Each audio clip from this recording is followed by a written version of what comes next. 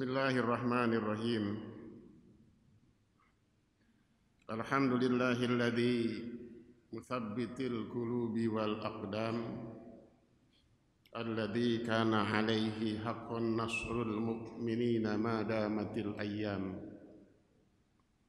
Wa sallallahu ala Muhammadin nasiril haqq bil haqq al-hadi ila siratim mustaqim wa ala alihi wa ashabihi yastanuna bisunnatihi wa yahtaduna bihudahul qawim. Wa ashhadu an la ilaha illallah wahdahu la syarika lah wa ashhadu anna Muhammadan abduhu wa rasuluh la nabiyya ba'dah, amma ba'd.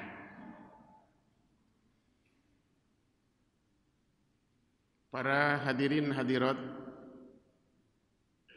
puji dan syukur marilah kita panjatkan kehadirat Allah Tabaraka wa Ta'ala atas izin dan irodahnya dan atas bimbingan hidayah serta taufiknya, juga atas limpahan rahmat, nikmat dan karunia-Nya.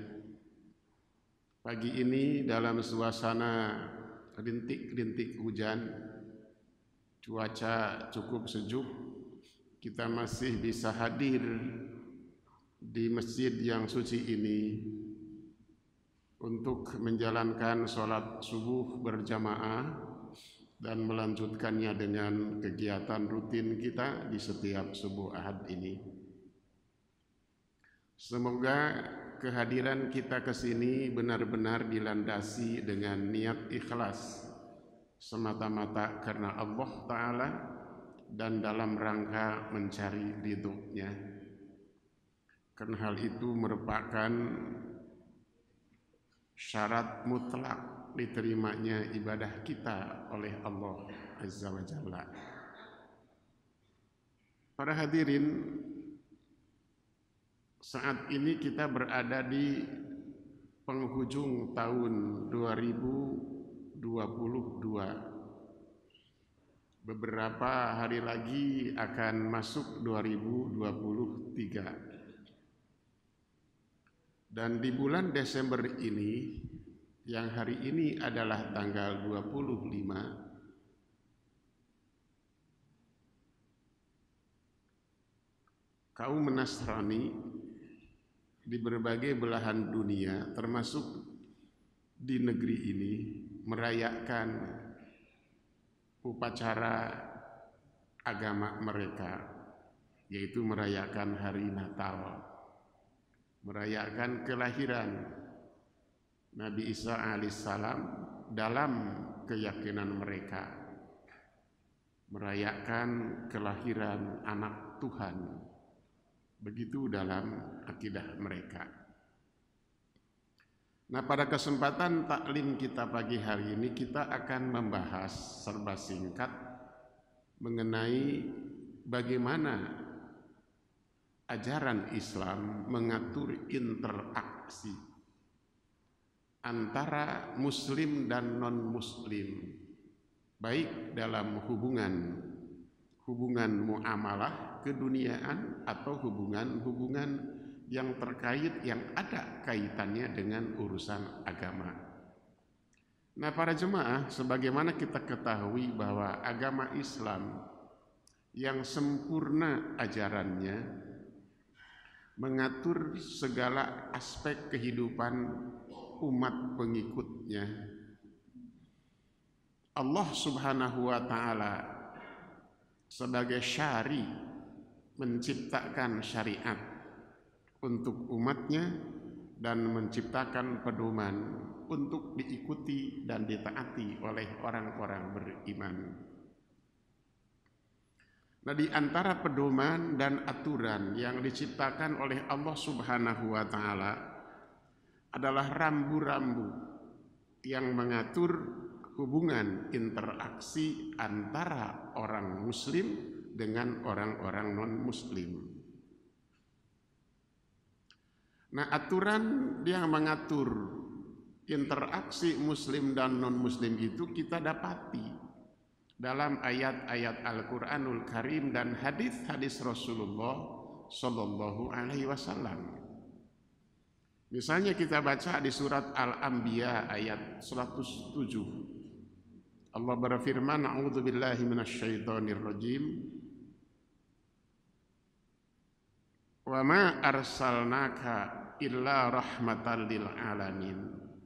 Dan tidaklah kami mengutus engkau wahai Muhammad, firman Allah, melainkan supaya menjadi rahmat, untuk menjadi rahmat bagi alamin, bagi jagat raya, bagi alam semesta.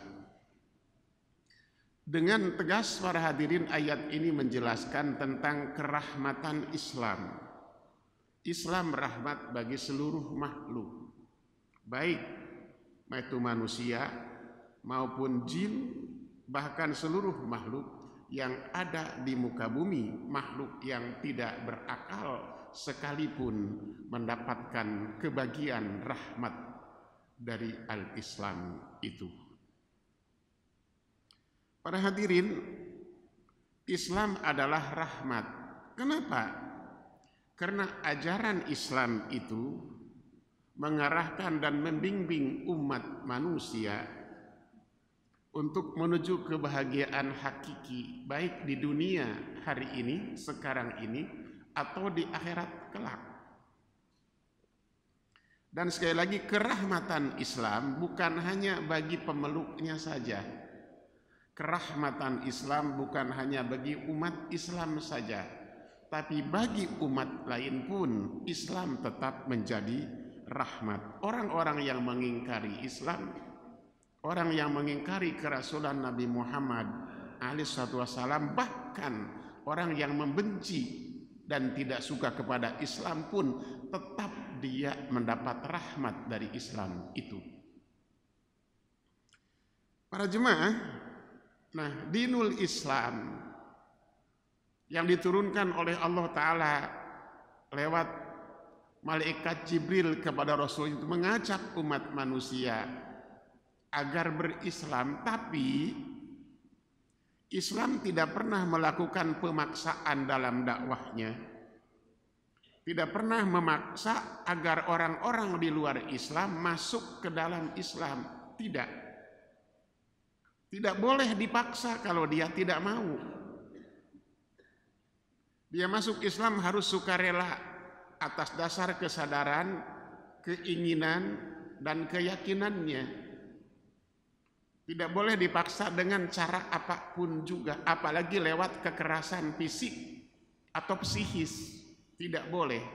Di surat Al-Baqarah ayat 256 dengan tegas dinyatakan, la ikraha fiddin, tidak ada paksaan dalam agama. Jadi kita umat Islam tidak boleh memaksa orang lain untuk masuk Islam. Karena Islam dihadirkan oleh Allah Ta'ala ke pentas dunia ini, dihadirkan ke pentas bukan untuk memberangus agama lain. Jadi saya ulangi, Islam dihadirkan oleh Allah ke pentas dunia ini tidak untuk memberangus dan menghancurkan agama lain atau memusnahkan agama lain dan penganutnya, tidak sama sekali. Para hadirin, memang ada ayat dalam Al-Quranul Karim surat As-Saff ayat 9. Walladzi arsala rasulahu bil huda wa dinil haq liyudhhirahu 'alad dini kullih walau karihal musyrikun. Dialah Allah yang telah mengutus Rasulnya bil huda, membawa petunjuk, wa dinil haq, dan agama yang benar. Nah, petunjuk dan agama yang benar yang Allah turunkan pada Rasulnya itu liyudhhirahu 'alad dini kullih, untuk mengalahkan seluruh agama yang ada di muka bumi ini. Nah, yang dimaksud untuk mengalahkan itu bukan untuk memusnahkan. Bukan. Bukan untuk memberangus, bukan. Tapi ajaran Islam yang agung, ajaran Islam yang mulia, ajaran Islam yang rahmatan lil alamin tadi pada jemaah, ajarannya sempurna, syamil, mutakamil, sempurna dan komprehensif, mengatur segala aspek kehidupan umat manusia. Ajarannya agung dan tinggi yang tidak akan dapat disaingi oleh ajaran manapun juga. Ajaran, agama, ideologi yang pernah lahir, yang tengah lahir, atau yang akan lahir ke pentas dunia ini tidak akan pernah bisa mengalahkan keagungan Islam. Karena Islam itu ya'lu wa la yu'la alaih, agung. Nah, ajaran Islam tidak akan dapat ditandingi oleh ajaran manapun juga. Para jemaah, jadi tidak untuk memberangus. Karena begini, Islam itu para hadirin dan kita kaum muslimin mengakui adanya pluralitas dalam agama, adanya keragaman dalam agama. Di negeri kita ada berapa agama saja? Di negeri kita saja ada berapa agama kan? Belum lagi dunia para hadirin. Selain Islam ada Kristen, Protestan dan Katolik, ya kan? Ada Buddha, ada Hindu, ada Konghucu. Itu yang diakui oleh negara ini. Itu sebuah keniscayaan. Jadi pluralitas agama sebagai sebuah realitas dan keniscayaan. Dan Islam mengakui itu. Yang kita tolak atau yang ditolak oleh Islam dan kita ditolak oleh kaum muslimin adalah pluralisme agama. Kenapa pluralisme agama kita tolak para jemaah? Karena pluralisme agama adalah faham yang menyamakan semua agama. Pluralisme agama kalau diterima dipastikan dapat menyeret umat Islam pada kehancuran akidahnya. Itu menghancurkan iman dan keyakinannya. Pluralisme agama akan menyeret kaum muslimin pada sikap membenarkan semua agama. Semua agama sama, semua agama baik, semua agama benar, sehingga kebenaran Islam menjadi relatif, tidak mutlak. Dan konsekuensinya, jika pluralisme agama itu diterima, maka kita meyakini kebenaran semua agama. Itu konsekuensinya, para jemaah. Sehingga tidak boleh kita mengklaim agama saya paling benar, agama orang lain salah. Enggak boleh.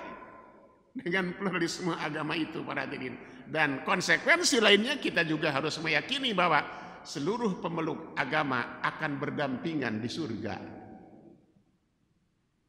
Itu bahayanya, makanya kita tolak. Islam dan kaum muslimin menolak pluralisme agama, tapi kita terima pluralitas agama sebab itu sebagai sebuah keniscayaan dan sebuah realitas yang tidak bisa kita hindari. Dengan demikian jelas pluralisme agama bertentangan dengan Islam, harus kita tolak dan harus kita hindari, harus kita jauhi. Dalam persoalan akidah, persoalan iman, persoalan ibadah, kita umat Islam harus bersikap inklusif, bersikap eksklusif. Maaf, tidak boleh kita bersikap menerima semuanya itu. Dalam arti haram mencampur adukan persoalan akidah dan ibadah dengan keyakinan dan cara ibadat orang lain di luar Islam. Kita juga mendapat kemudian para jemaah, tadi rahmatan lil alamin kan An-Anbiya 107 ya kan. Kita juga mendapatkan ayat 8 dan 9 surat Al-Mumtahanah. Allah berfirman, ayat ini menjelaskan secara khusus hubungan muslim dengan non-muslim. Allah berfirman, la yanhakumullah, Allah tidak melarang kalian, anil ladzina lam yuqatilukum fid din wa yukhrijukum min diyarikum an tabarruhum wa tuqsitu ilaihim. Allah tidak melarang kamu bersikap baik, bersikap adil terhadap orang-orang kafir yang tidak memerangi kamu dalam agama kamu. Itu kata ayat ini. Innallaha yuhibbul muqsitin, sesungguhnya Allah mencintai orang-orang yang berbuat adil. Innama yanhakumullahu 'anil ladzina yuqatilukum fid-din wa akhrajukum min diyarikum. Yang kali dilarang oleh Allah itu kamu bersikap baik dan bersikap adil terhadap orang-orang yang memerangi kamu dan mengusirmu dari kampung halamanmu. Jadi jelas ayat ini menegaskan kepada kita, Allah memberikan kelonggaran kepada kita untuk berinteraksi dengan orang-orang non-muslim yang tidak menyakiti, memerangi, dan memprovokasi umat Islam. Demikian para jemaah. Jadi walaupun beda keyakinan, beda akidah para jemaah, Allah tidak melarang umat Islam berbuat adil dengan mereka dan yang tidak melawan dan tidak menindas Islam. Bahkan Allah memerintahkan berbuat baik kepada mereka. Para jemaah, berbuat baik itu lebih dari sekedar adil. Kalau adil itu memberikan sesuatu sesuai porsinya, itu adil. Tapi kalau berbuat baik memberikan sesuatu melebihi porsi yang harus diterima, itu kebaikan. Jadi ihsan dengan adil itu beda. Saya ulangi, kalau berbuat adil memberikan sesuatu kepada seseorang sesuai porsinya. Kalau ihsan berbuat baik kepada orang lain memberikan sesuatu melebihi porsi yang harus dia terima, itu namanya ihsan. Jadi Allah juga menyuruh kepada kita selain berbuat adil juga berbuat ihsan kepada mereka, para jemaah. Dari sini kita dapat paham bahwa dinul Islam ternyata agama yang membangun keperdamaian, agama yang membangun kebersamaan, agama yang membawa kebahagiaan bagi umat manusia di dunia dan di akhirat. Jika ada orang di luar Islam yang menolak adanya perdamaian itu, tetap saja kita berbuat baik dengan mereka. Demikianlah para jemaah. Dan terakhir ayat yang menegaskan kita boleh berinteraksi dengan orang-orang non-muslim, surat Al-Hujurat ayat 13. Ya ayyuhal nas inna khalaqnakum min dzakari wa untha wa ja'alnakum syu'uban wa qabaila lita'arafu. Hai sekalian umat manusia, kata Allah, sungguhnya kami telah menciptakan kamu dari laki-laki dan perempuan. Wa ja'alnakum, dan kami jadikan kalian syu'uban wa qabaila, berkelompok-kelompok, bersuku-suku, berbangsa-bangsa, agar kalian saling berta'aruf. Para jemaah, jadi Islam datang tidak untuk memutuskan hubungan antar manusia. Islam datang tidak untuk menyebarkan kebencian. Islam datang tidak untuk mendorong pertumpahan darah, apalagi membantai orang-orang yang tidak seakidah dan sekeyakinan. Termasuk juga Islam datang tidak untuk menghilangkan kebebasan memilih agama sesuai dengan keinginannya. Karena itu sebuah Allah saja memberikan pilihan kepada manusia. Di surat 18 ayat 29 Allah berfirman, wa qulil haqqu mir rabbikum faman syaa'a falyu'min wa man syaa'a falyakfur. Katakanlah oleh Muhammad kepada umat manusia bahwa kebenaran itu datang dari Tuhanmu. Siapa yang ingin beriman silahkan beriman, dan siapa yang ingin kufur silahkan kufur. Hanya kita baca ayat 30-nya. Kepada yang beriman Allah janjikan surga, pada yang kufur Allah janjikan neraka. Setan saja oleh Allah dikasih pilihan, silahkan milih mana jalan yang kau tempuh, dan setan mengambil pilihan untuk ingkar kepada Allah Azza wa Jalla. Tapi kita terus berdakwah, mengajak orang lain ke jalan Islam, mengajak orang lain di atas jalan hidayah. Tapi tidak boleh memaksa, apalagi membinasakan mereka. Demikian para jemaah. Baik, itu adalah mukaddimahnya. Sekarang kita akan masuk pada penjelasan hal-hal yang dibolehkan dan tidak dibolehkan terhadap orang-orang non-muslim. Kita akan menjelaskan yang dibolehkan dulu pada jemaah. Dalam ranah kehidupan sosial dan bermasyarakat, pergaulan antara orang-orang muslim dan non-muslim itu adalah hal yang tidak dilarang. Dalam ranah kehidupan sosial, dalam ranah kehidupan muamalat itu tidak dilarang para jemaah. Boleh dalam urusan keduniaan kita berinteraksi dengan orang-orang kafir selama tidak dilarang, kan gitu. Karena kaidah fikih mengatakan al aslu fil muamalah al ibahah. Asal hukum dalam muamalah itu boleh saja, kecuali kalau ada dalil yang melarang. Nah, perkara apa saja yang kita dibolehkan berinteraksi dengan orang-orang non-muslim? Kita akan ambil beberapa contoh di dalam hadis pada jemaah. Yang pertama, dalam hadis riwayat Imam Al-Bukhari, kita boleh mempekerjakan orang non-muslim.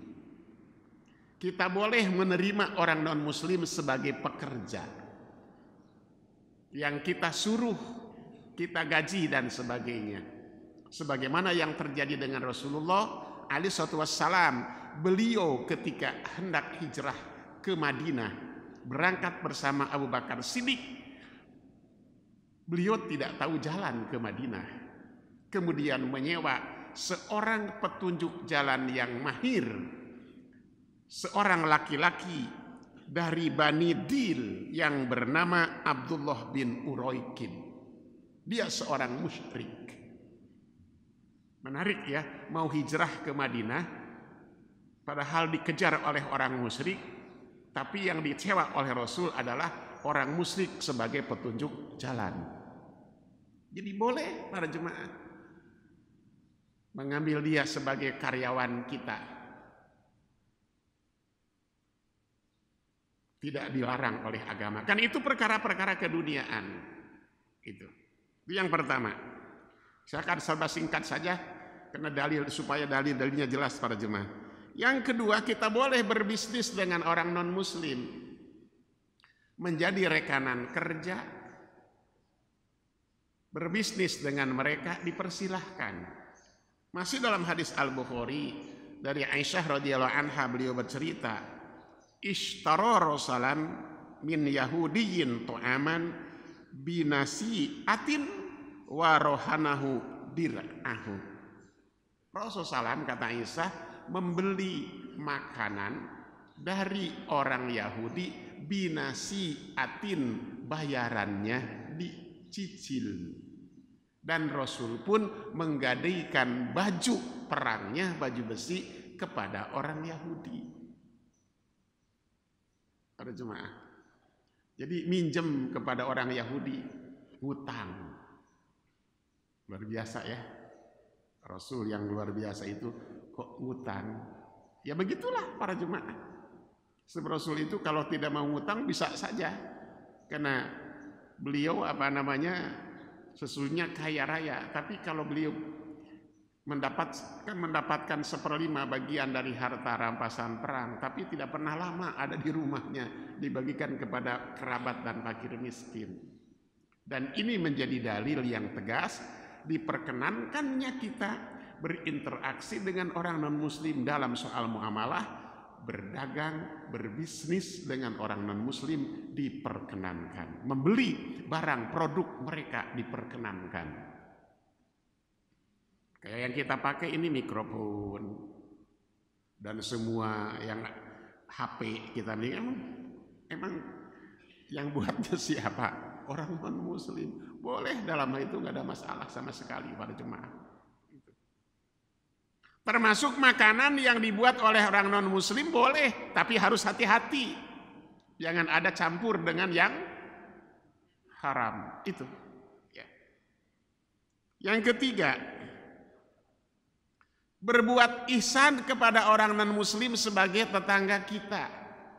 Dalam hadis At-Tirmidzi diceritakan dari Amr bin Syu'aib dari ayahnya radhiyallahu anhu, dia berkata, "Dzubihat syatun libni Umar fi ahlihi." Jadi Ibnu Umar memotong seekor kambing, para jemaah. Lalu Ibnu Umar berkata, "Ahdaitum li jahrina al-Yahudi?" Kata Ibnu Umar, "Apakah kalian sudah mengirim sebagian daging yang kita potong itu kepada orang Yahudi?" Qalu, kata mereka, "La, belum." Kata Ibnu Umar, "Ib'atsu ilaihi minha." Kirim sebagian daging kambing yang kalian potong kepada tetangga kita yang Yahudi itu. Ba inni sami'tu Rasulullah yaqul, karena aku pernah mendengar Rasul bersabda, "Yusini Jibril bil jar hatta donantu annahu sayuwarithuhu." Jibril tak pernah berhenti berwasiat kepadaku, kata Rasul, agar aku berbuat baik dengan tetangga seakan-akan tetangga menjadi ahli warisku. Boleh, dianjurkan oleh agama berbuat ihsan kepada orang non-muslim sebagai tetangga kita.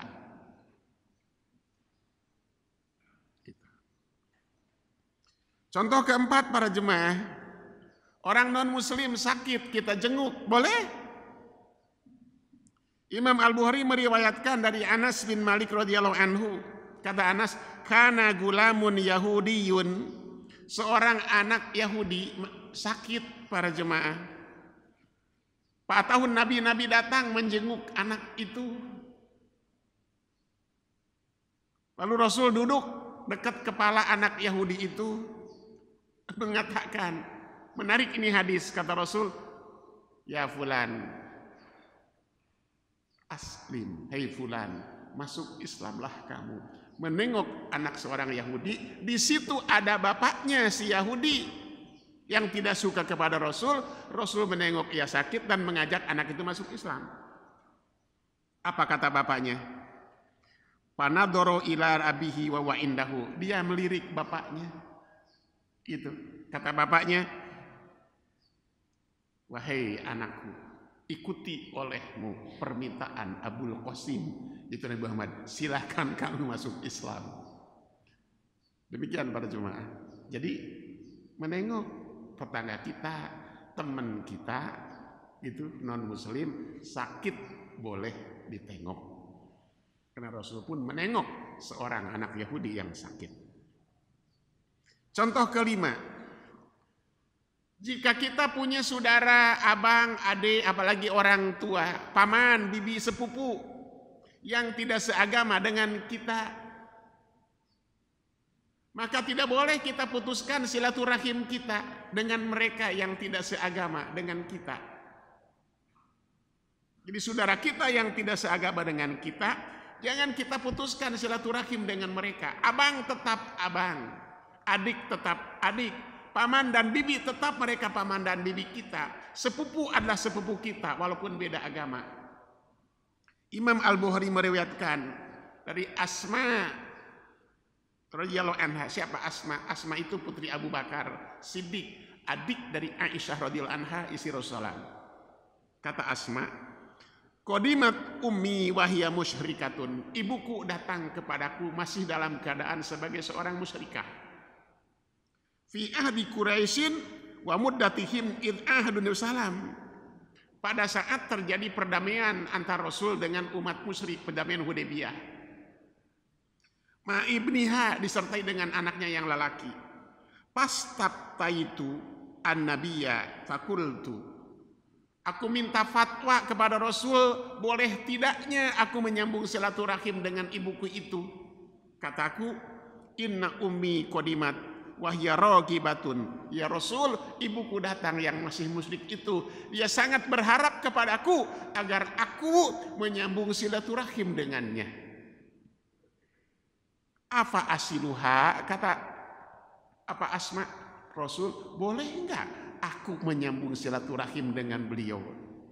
Rasul bersabda, "Na'am, iya, sili ummaki, hendaklah kau hubungkan silaturahimmu dengan ibumu." Jadi tetap menjaga silaturahim dengan saudara-saudara kita yang beda agama. Hanya sebatas silaturahim. Itu. Contoh ke-6 para jemaah. Nah, menurut Ibnu Uyainah, kasus Fatimah Asma binti Abi Bakrin ini menjadi sebab turunnya ayat tadi yang sudah kita baca, Al-Mumtahanah ayat 8. La yanhakumullah anil ladzina lam yuqatilukum fid din wa lam yuhrijukum min diyarikum antabarru wa tuqsitu ilaihim. Allah tidak melarang kamu berbuat baik dengan orang-orang yang tidak seagama denganmu, di mana mereka tidak meringin kamu dan tidak mengusir kamu dari tempat tinggalmu atau di negerimu. Bertabarru, bersikap adil pada mereka. Enggak. Jadi ayat menurut sekali lagi Ibnu Uyainah, kasus peristiwa Asma bin Abi Bakar tadi menjadi sebab turunnya Al-Mumtahanah ayat ke-8 tadi. Baik. Contoh ke-6. Boleh kita mendoakan orang non-muslim yang memusuhi kita agar dia mendapat hidayah. Boleh. Imam Al-Bukhari meriwayatkan, kata Abu Hurairah begini para jemaah. Qadima Tufailu bin Amrin ad-Dawsiyyu wa ashabuhu ala nabiyyi alaihi salatu wassalam. Tufail bin Amr ad-Dawsi dan teman-temannya datang kepada Rasulullah sallallahu alaihi wasallam. Faqulu, mereka berkata, ya Rasulullah, inna Dausan asad wa abad. Hai Rasulullah, sesungguhnya Bani Daus telah durhaka kepadamu, ingkar kepadamu, dan menolak kerasulanmu, menolak ajaran yang kau sampaikan. Fadullah alaiha ya Rasulullah, doakanlah dia agar binasa.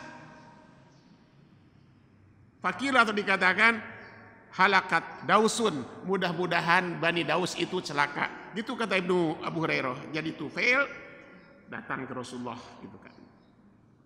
Apa kata Rasulullah? Apa Rasul merespon keinginan Tufail tadi ad-Dausi pada jemaah? Rasul malah berkata begini, Allahumma hdi Dausan wa ati bihim, ya Allah, berikanlah petunjuk kepada Bani Daus dan sampaikan petunjuk kepada hidayah kepada mereka. Jadi boleh mendoakan orang-orang kafir yang benci kepada kita agar dia dapat hidayah, bukan didoakan agar dia dibinasakan oleh Allah Azza wa Jalla. Itu luar biasanya ajaran Islam para jemaah. Contoh ke-7, boleh bertukar hadiah dengan orang non-muslim. Boleh. Hadiahnya apa saja silahkan para jemaah. Asal yang halal. Imam Al-Bukhari meriwayatkan dari Umar bin Khattab radhiyallahu anhu. Ceritanya begini, para jemaah. Umar itu minta agar Rasulullah itu berpakaian yang bagus, dan kata Umar, aku akan membelikannya agar pakaian itu kau pakai di hari raya dan kau pakai saat utusan-utusan datang kepadamu ya Rasulullah. Jadi pakaiannya jangan seadanya gitu. Namanya juga Rasul, bahkan khalifah, harus tampil bagus gitu pakaiannya, mentereng para jemaah. Akan diberikan oleh Umar pakaian terbuat dari sutra. Kata Rasul begini, innama yalbasu hadhihi man la khalaqa lahu fil akhirah. Orang yang pakai baju sutra itu orang yang tidak akan dapat bagian apa-apa di hari kiamat nanti. Jadi nggak boleh aku pakai baju itu. Untuk Jumat, untuk apa, nggak boleh. Gitu. Terus para jemaah, Rasul itu mendapat hadiah berupa baju sutra, kain sutra. Kemudian dihadiahkan kepada Umar. Kata Umar, ya Rasulullah, engkau melarang memakai baju itu dari sutra, tapi kau berikan kepadaku. Kata Rasul, "Hai Umar, aku memberikannya kepadamu bukan untuk kau pakai, tapi agar kau hadiahkan kepada orang lain." Dan Umar bin Khattab, kemudian ibu bapak, menghadiahkan kain sutra itu kepada siapa? Akhon lahu bi Makkah musyrikan. Umar bin Khattab menghadiahkan kain sutra itu kepada saudaranya yang di Mekah yang masih dalam keadaan musyrik, bukan muslim. Jadi boleh kita berhadiah kepada orang non muslim. Apa saja hadiahnya?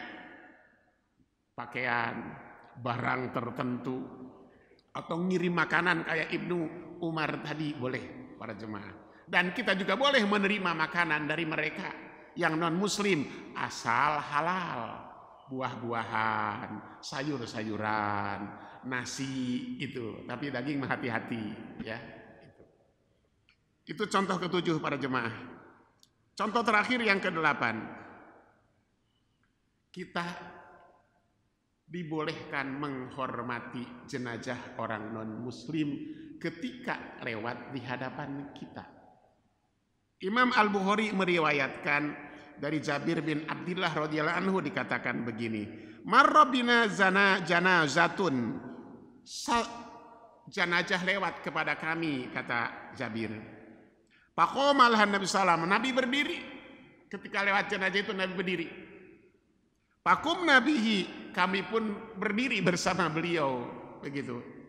Faqulna, kata kami, ya Rasulullah, innaha jinazatu yahudiyin. Rasul, itu kan jenazahnya orang Yahudi, kenapa engkau berdiri? Rasul bersabda, idza ra'aitumul jinazata faqumu, kalau kalian melihat jenazah berdirilah, tanpa siap melihat siapa dia, agamanya apa, orang ateis sekalipun jenazahnya lewat, kita hormati jenazahnya.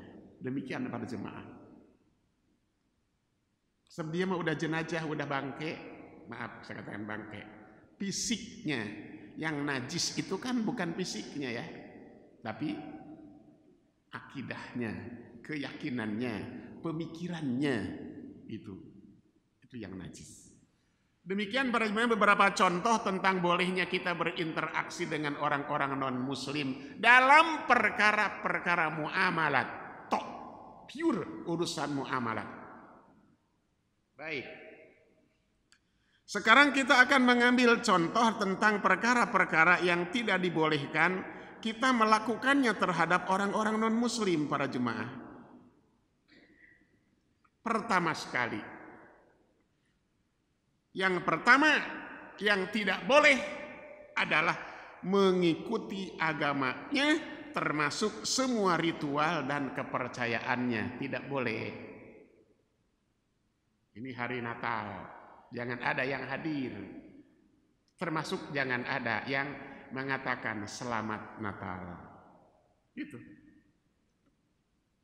Dasarnya apa? Ali Imran 19 menegaskan, inna din indallahil Islam, sesungguhnya agama yang Allah terima di sisinya hanya Islam. Gitu. Hanya Islam. Selain Islam tidak diterima oleh Allah Subhanahu wa taala. Masih di Ali Imran ayat 85-nya ya para ibu. Rasul Allah berfirman bahwa wa may yabtaghi ghairal islami dinan fala yuqbala minhu wa huwa fil akhirati minal khasirin. Siapa yang mencari dan memeluk agama selain Islam tidak akan diterima oleh Allah, dan di hari kiamat nanti dia tergolong orang-orang yang merugi. Jadi dalam perkara agama kita tidak ada urusan sama sekali dengan mereka, maka tidak boleh ikut campur. Para jemaah, turunnya surat Al-Kafirun sebanyak 6 ayat kepada Rasul alaihi wassalam itu jawaban tegas dan tuntas terhadap ajakan orang-orang musyrikin Quraisy kepada Rasul untuk menyembah Tuhan mereka secara bergiliran, dan mereka menyembah Allah Ta'ala di tahun berikutnya adalah orang Quraisy yang sudah kehabisan akal ingin membendung dakwah Nabi Muhammad dengan cara kasar, dengan cara bengis, dengan cara biadab dan tidak berperi kemanusiaan terhadap orang-orang mukmin. Itu tidak mempan. Semakin ditekan semakin kuat. Akhirnya mereka memutuskan untuk ngajak berdamai. Diutuslah Al-Walid bin Mughirah, seorang yang sangat lihai dalam berdiplomasi. Al-Walid bin Mughirah datang kepada Rasulullah dan mengatakan, wahai Muhammad, untuk menyelesaikan dan menghilangkan keterbelahan masyarakat, kami punya usul kepada kamu, dan insya Allah, bukan insya Allah barangkali ya, dan pasti, kata Al-Walid, ini merupakan win-win solution untuk mengakrabkan kembali masyarakat kita di Mekah ini. Apa? Yaitu kami penyembah berhala siap menyembah Tuhanmu bersama pengikutmu selama 1 tahun. Nanti tahun berikut engkau dan pengikutmu menyembah Tuhan kami selama 1 tahun. Nanti kedepannya kita evaluasi bagaimana perkembangannya. Saat itu juga turun, hei qul ya ayyuhal kafirun, hei orang-orang kafir, la a'budu ma ta'budun, aku tidak akan menyembah Tuhan yang kamu sembah, wala ana abidum wala antum abidun ma'abud, kalian tidak akan menyembah Tuhan yang kami sembah, wala ana abidum ma'abattum, aku bukan penyembah Tuhan yang kalian sembah, wala antum abiduna ma'abud, kalian pun bukan penyembah Tuhan yang kami sembah. Di situ dikatakan lakum dinukum waliyadin, bagimu agamamu, bagiku agamaku. Ini ayat menegaskan tentang garis demarkasi yang jelas antara mukmin dan non mukmin dalam urusan agama. Kita tidak punya urusan, tidak punya kaitan, tidak punya irisan sama sekali dengan mereka. Enggak boleh dalam persoalan itu. Termasuk memberi ucapan selamat Natal. Ada yang membolehkan. Kalau kita lihat para salafus sholih, kalangan generasi sahabat tabi'in atau tabi'in, tidak ada yang membolehkan. Sekarang aja ada beberapa ulama yang membolehkan para jemaah dengan alasan itu katanya muamalah. Bagaimana bisa dikatakan selamat Natal dikatakan sebagai muamalah? Selamat itu apa sih? Selamat itu adalah harapan agar yang bersangkutan mendapatkan kesejahteraan dan kesentosaan. Itu selamat. Natal itu dalam perspektif orang Nasrani adalah hari kelahiran Nabi Isa alaihissalam tanggal 25 Desember sebagai anak Tuhan sekaligus sebagai Tuhan anak.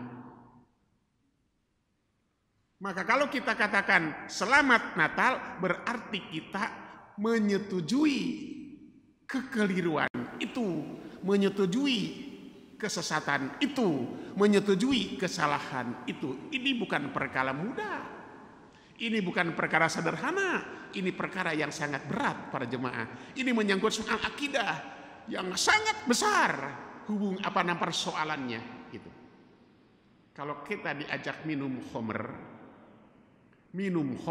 lebih ringan dosanya daripada mengatakan meyakini adanya Tuhan yang punya anak atau Tuhan itu beranak. Bukankah kita sudah sangat meyakini dan ayatnya juga sudah sangat hafal?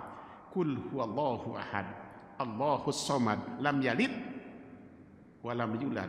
Allah tidak beranak dan Allah tidak diperanakan. Lalu kita mengatakan selamat Natal, selamat kelahiran anak Tuhan.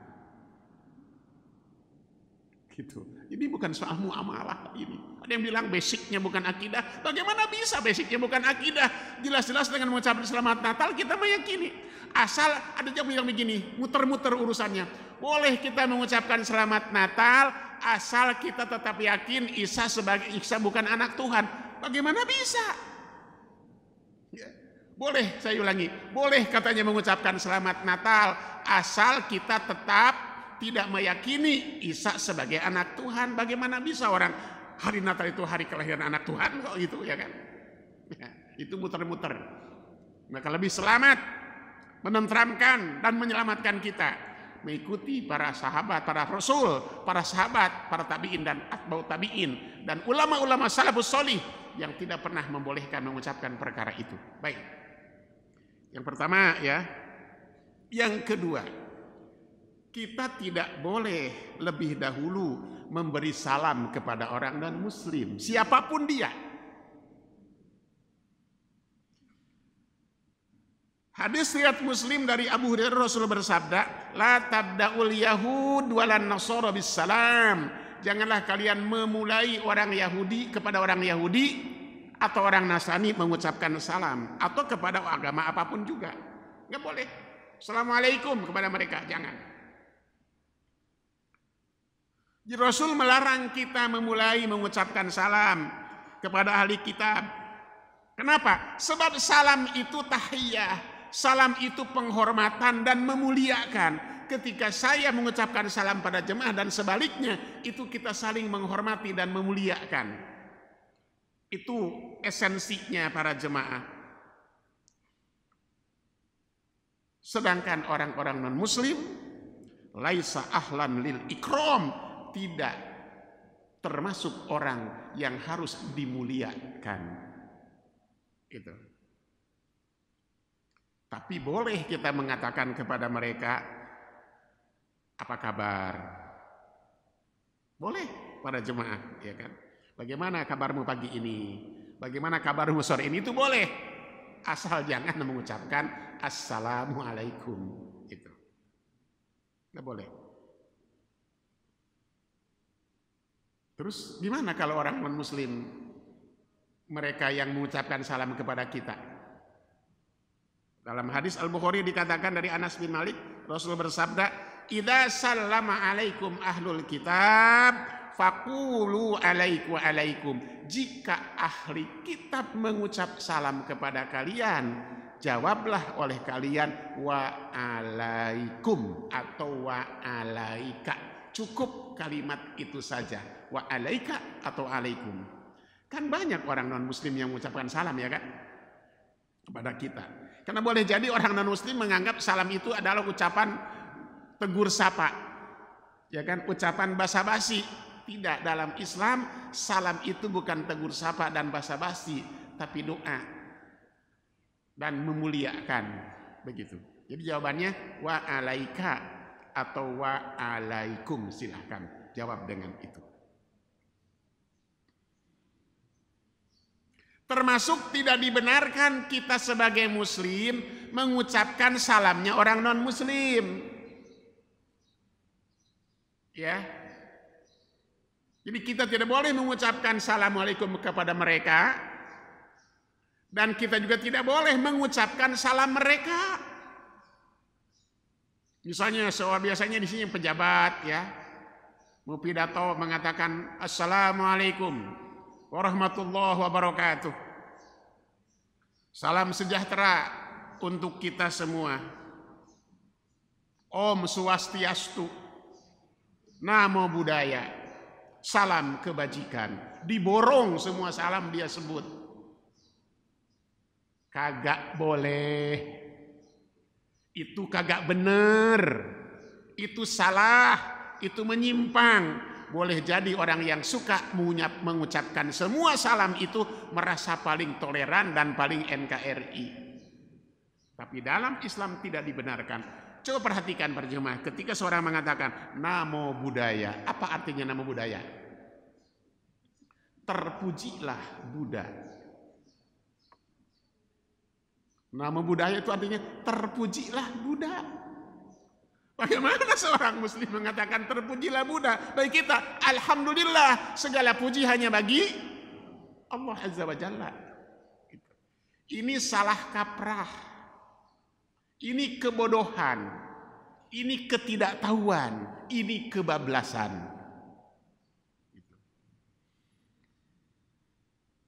Baik para jemaah, ya. Berikutnya yang ketiga, tidak boleh kita minta ampunan atas dosa-dosa orang-orang non-muslim, baik masih hidup atau dia sudah meninggal dunia. Nggak boleh. Ya Allah, ampuni dosa si fulan. Masih hidup nggak boleh. Yang hidup didoakannya mudah-mudahan masuk dapat hidayah. Yang sudah meninggal pun tidak boleh. Para jemaah, di surat At-Taubah ada 2 ayat yang menjelaskan soal itu. Satu di ayat 84, yang satu lagi di ayat 113. Kita lihat 113 dulu ya. Sebab turun ayat 113 surat At-Taubah itu terkait dengan Rasul sendiri.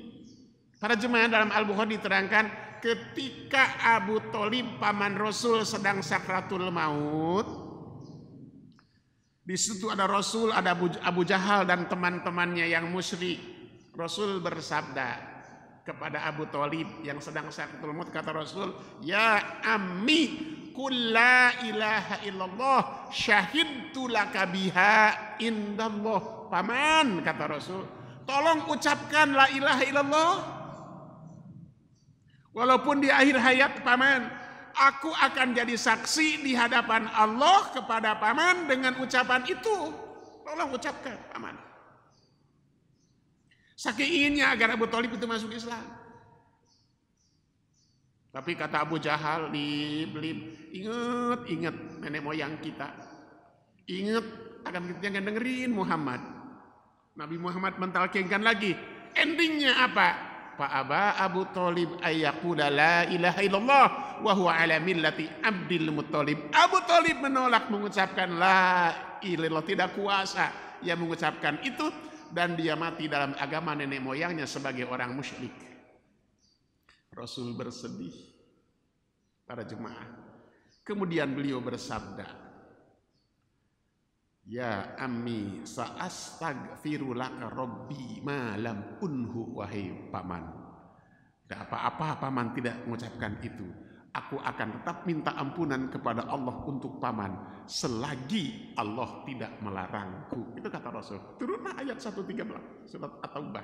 Maka nalin nabiyyi walladzina amanu ayyastaghfiru lil musyrikin walau kana uli kurba mim ba'di ma tabayyana lahum anna lahum ashabul jahim. Artinya, tidak patut bagi seorang nabi dan orang-orang yang beriman minta ampunan kepada Allah untuk orang-orang musyrik walaupun karib kerabat adanya, setelah jelas bagi mereka bahwa dia penghuni neraka jahim. Tidak boleh didoakan supaya dosanya diampuni oleh Allah. Enggak. Nah, itu kasusnya para jemaah. Sedangkan ayat 84 surat At-Taubah turun kepada Rasul berkaitan dengan Rasul sendiri. Ketika Abdullah bin Ubay bin Salul, seorang tokoh munafik ekstrim di Madinah, meninggal dunia, anaknya datang kepada Rasul. Rasul minta agar Rasul mensolatkan bapaknya itu. Rasul mau mensolatkannya, tapi kemudian dicegat oleh Umar. Kata Umar, "Ya Rasulullah, kenapa engkau mau mensolatkan seseorang yang munafik?" Maka turunlah ayat kepada Rasul, "Wala tusolli ala ahadim minkum mata abada, wala takum ala qabrihi, innahum kafaru billah wa rasulih, wa matu wa hum fasikun." Jangan engkau, hei Muhammad, menyolatkan dan mendoakan orang yang mati selama-lamanya, dan jangan berdiri di atas kuburannya untuk mendoakan mereka, sehingga mereka adalah orang-orang kafir pada Allah dan Rasulnya, dan mereka mati dalam keadaan fasik. Jadi tidak boleh mendoakan kepada orang non-muslim agar dosanya diampuni oleh Allah Azza wa Jalla. Walau bapak kita sendiri, ibu kita sendiri, gitu. Kan sekarang banyak para jemaah yang bapak ibunya non-muslim, dia muslim, kan gitu. Banyak sekarang ini. Ya. Yang keempat, jenazah orang non-muslim tidak boleh dimakamkan satu pemakaman dengan orang muslim. Harus dipisahkan makamnya para jemaah.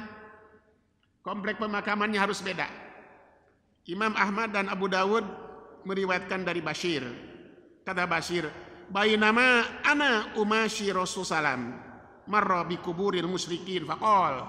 Ketika aku menemani jalan Rasulullah salam lewat di kuburan orang-orang musyrik, Rasul bersabda, "Laqad sabaqa haula'i khairan katsira." Sungguh orang-orang ini telah tertinggal dari kebaikan yang banyak. Salasan Rasul katakan 3 kali, kata Bashir. "Tsumma marra bi kuburil muslimin faqal." Rasul lewat di kuburan orang-orang muslim dan bersabda, "Laqad adraka haula'il khairan katsira." Sungguh mereka orang-orang muslim itu telah mendapatkan kebaikan yang banyak. Berdasarkan hadis ini dapat disimpulkan bahwa pemakaman orang-orang muslim dan non-muslim harus dibedakan dan dipisahkan kecuali dalam kondisi darurat. Para jemaah, Imam Ibnu Hazm dalam kitabnya Al-Muhalla mengatakan, amala ahlul Islam min ahdi Rasulullah alla yudfana muslimun ma'a musyrikin. Para pemeluk Islam sejak dulu, sejak masa Rasul, sudah mengamalkan bahwa tidak menguburkan atau jenazah orang musyrik, orang kafir tidak dikuburkan satu pemakaman dengan jenazah orang muslim.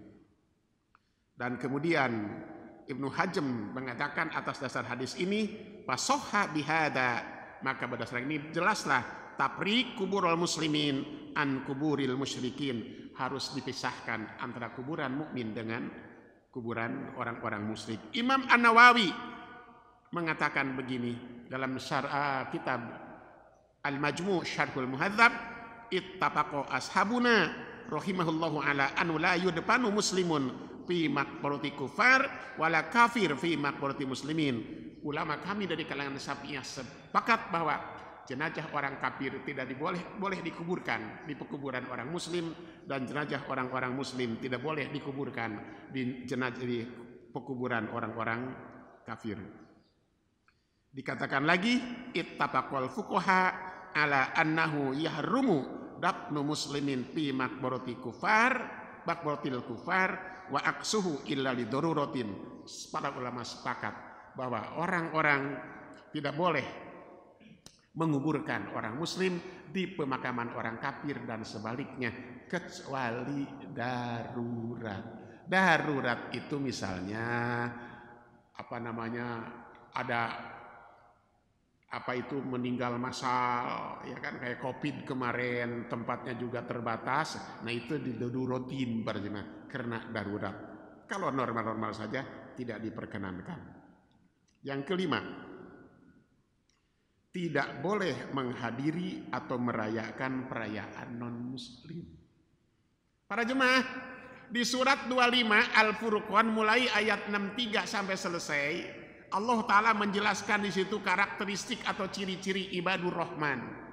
Nah, di ayat 72-nya Allah berfirman, ciri ibadur rahman itu adalah walladzina la yashhaduna zur, dan orang-orang yang tidak pernah menyaksikan az-zur. Apa ini maksud az-zur?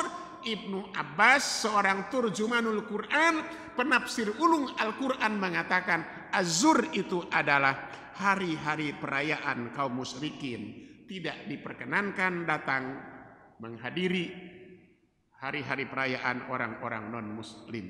Apakah itu Natal, apakah itu upacara tahun baru, apakah upacaranya orang Hindu Nyepi, upacaranya Imlek dan sebagainya, tidak diperkenankan. Ada sebuah athar itu perkataan sahabat sahih, para jemaah, diriwayatkan oleh Imam Al-Bukhari.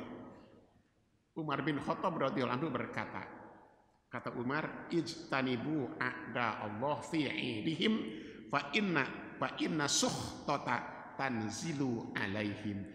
Jauhi oleh kalian musuh-musuh Allah yang sedang merayakan upacara keagamaan mereka, karena ketika mereka sedang melaksanakan itu, murka Allah sedang turun kepada mereka. Itu kata Umar. Seulangi, jauhi oleh kamu orang-orang musuh-musuh Allah yang sedang merayakan upacara agama mereka, karena saat itu murka Allah sedang turun kepada mereka.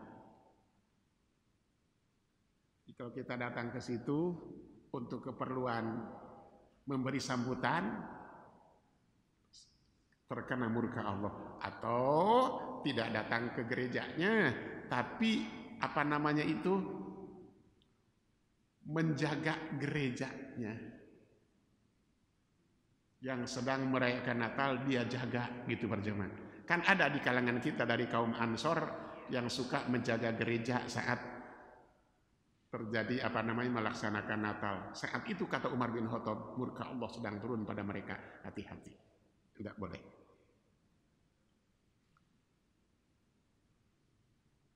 bertasabuh kepada orang-orang non-mukaf, orang-orang kafir dilarang. Dalam hadis Abu Daud Rasul bersabda, "Man tasyabbaha biqaumin fahuwa minhum." Barang siapa yang menyerupai satu kaum sama dengan mereka, dia termasuk golongan mereka. Nah, tasabuh itu artinya meniru, menjiplak, menyontek, menyerupai, mengikuti orang-orang non-muslim dalam perkara-perkara yang menjadi ciri khas mereka. Gitu para jemaah. Tapi dalam perkara-perkara yang umum dilakukan oleh manusia tidak apa-apa. Misalnya pakai jas, pakai dasi, pakai celana, pakai sepatu, nggak apa-apa. Umum semua orang juga memakai itu. Memang dulu di masa penjajahan ada ulama-ulama Islam di pesantren-pesantren yang tidak membolehkan pakai jas, pakai celana, makanya para santri pakai sarung. Sampai sekarang pakai sarung ya kan gitu. Tapi dalam perkara yang jadi ciri khas amalan mereka jangan. Berjemaah, contohnya apa? Begini. Contohnya merayakan hari ulang tahun kelahiran. Itu ciri khas orang Nasrani. Saya ingin sedikit aja feedback ke belakang sejarahnya para jemaah. Agama Romawi sebelum Nabi Isa lahir sudah ada tuh agama Romawi itu. Agama Romawi itu penyembah dewa. Dewa, mereka banyak dewa. Dewa yang mereka sembah dan agung-agungkan adalah dewa matahari. Yang menurut keyakinan orang-orang beragama Romawi, dewa matahari itu lahir tanggal 25 Desember. Kemudian mereka orang-orang Romawi itu, agama Romawi biasa membuat upacara kelahiran. Ada upacara kelahiran, ada upacara kematian, ada upacara perkawinan. Peringatan maksud saya, memperingati hari perkawinan. Kalau sudah 25 tahun namanya kawin perak. Kalau sudah usia 50 tahun kawin emas. Itu tradisi Romawi, agama Romawi sebelum Islam. Sebelum mereka masuk Nasrani. Nah, ketika orang-orang Romawi itu menganut agama Kristen, Katolik, mereka hanya pindah agama saja para jemaah, ibu bapak. Tapi adat istiadat, tradisi dan budaya penyembahan dewa itu tetap mereka lakukan. Mereka tidak lagi menyembah dewa matahari yang lahir tanggal 25 Desember itu, tapi mereka kemudian menjadikan Isa ibnu Maryam sebagai simbol dari dewa matahari mereka yang dinobatkan sebagai anak Tuhan yang disebut lahir tanggal 25 Desember. Itu lahirnya Tuhan mereka, dewa mereka. Sampai sekarang begitu. Di kalangan kaum Nasrani, 25 Desember tanggal kelahiran Nabi Isa tidak disepakati, tidak. Nasrani Advent tidak merayakan hari Natal. Karena Advent tidak berkeyakinan Isa lahir tanggal 25 Desember. Dan Quran kalau kita baca surat Maryam, perjemaah, tentang kisah Maryam waktu akan melahirkan Nabi Isa. So kita lihat para jemaah. Fahamalat hupan tabadat bihi makanan qasiyya. Fa'aja'ahal makhadu ila jib'in nahlati qalat ya laitani mittu qabla hada wa kuntu nassam mansiyya. Panadaha min tahtiha alla tahzani qad ja'ala rabbuki tahtaki sariyya wa khudzi ilaiki bi jid'in nakhlati tusaqit alaiki rutuban janiyya. Itu di surat Maryam. Ayat itu menegaskan tentang kelahiran Siti Maryam mau melahirkan Isa alaihissalam di bawah pohon kurma. Setelah melahirkan kata Allah lewat malaikat, "Hei Maryam, goyangkan itu kurma dari pangkalnya, tusakit alaiki rutoban janiyah, saya akan jatuh kepadamu rutob." Rutob itu kurma matang masih basah. Berdasarkan ayat itu, Nabi Isa lahir di musim panen kurma, di musim kurma berbuah. Kurma itu berbuah bukan bulan Desember, tapi di musim panas. Desember itu musim dingin. Makanya perhelatan sepak bola dunia, Piala Dunia diadakan di Qatar, tidak di bulan yang lain. Baru kali ini kan Piala Dunia dilaksanakan di bulan Desember. Karena di Qatar. Di tataran Jazirah Arab, Desember itu lagi musim dingin. Kalau lagi musim panas tuh orang-orang bule kagak kuat di situ. Nah itu para jemaah. Nah jadi tradisi mereka tetap dilaksanakan itu. Ulang tahun kelahiran, ulang tahun kematian, ulang tahun perkawinan. Itu tradisi orang-orang Yahudi, orang-orang agama Romawi yang sekarang mereka menjadi Nasrani, dan sekarang itu menjadi ciri khas orang-orang Nasrani. Kita jangan ikut-ikutan, ikut ulang tahun. Nah kita ikut-ikutan loh para jemaah, sehingga bahasanya juga sekarang itu dirubah. Yang biasanya selamat ulang tahun, sekarang apa ucapan selamatnya? Selamat milad barokallahu fi umrik. Sama aja, cuman ganti bahasanya. Kita ikut-ikutan. Ngapain selamat milad dan barokallahu fi umrik? Enggak usah. Itu tradisi mereka. Ya, tinggalkan.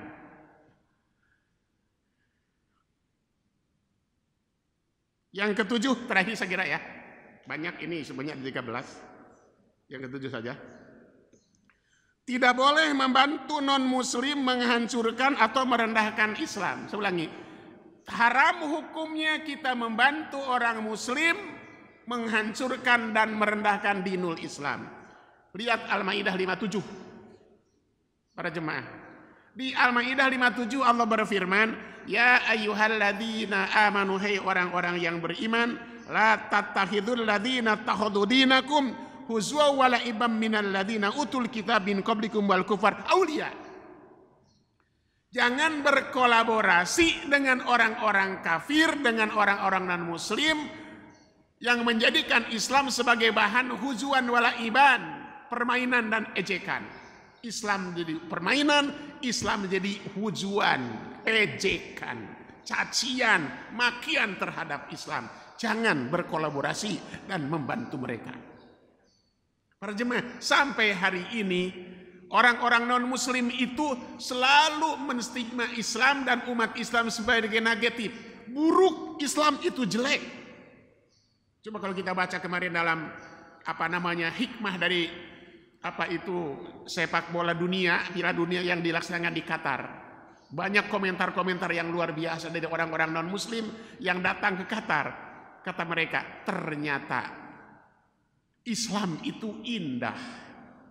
Dan ternyata tentang Islam yang disuarakan oleh media-media barat yang menstigma Islam dengan sifat negatif itu tidak benar. Maka tidak heran banyak orang-orang non-muslim yang jadi penonton sepak bola di Qatar yang masuk Islam. Stigma negatif untuk Islam itu dari dulu sampai hari ini nggak selesai-selesai para jemaah. Ada fundamentalis, ekstremis, apalagi intoleran, apalagi itu radikal, Wahabi. Nah, itu yang buat mereka itu. Yang buat mereka untuk menstigma Islam dan kaum muslimin jadi jelek di mata umat manusia, di mata dunia. Dikit-dikit radikal. Umat Islam dibilang begitu. Dan saya sedih, saya miris. Ternyata yang melakukan hal itu bukannya orang non-muslim sekarang ini. Orang muslim juga ikut-ikutan. Bahkan bukan orang biasa para jemaah. Kiai, ulama, profesor, doktor. Mereka dengan mudah dan ringan mengucapkan keluar dari lisan mereka. Mengatakan radikal kepada saudaranya yang muslim. Hanya karena tidak sepaham dengannya. Jangan seperti itu dengan semua muslim. Itu artinya membantu mereka. Kalau orang muslim fobia terhadap Islam wajar. Kalau Islamofobia itu di kalangan orang-orang kafir wajar. Tapi kalau ada orang Islam yang fobia terhadap Islam itu orang ajar. Di negeri ini banyak umat Islam yang fobia dengan Islam. Apa fobia Islam itu? Islamofobia itu curiga kepada Islam, tidak suka kepada Islam, benci kepada Islam, takut pada Islam. Itu fobia Islam, Islamofobia. dan banyak umat Islam yang mengatakan begitu.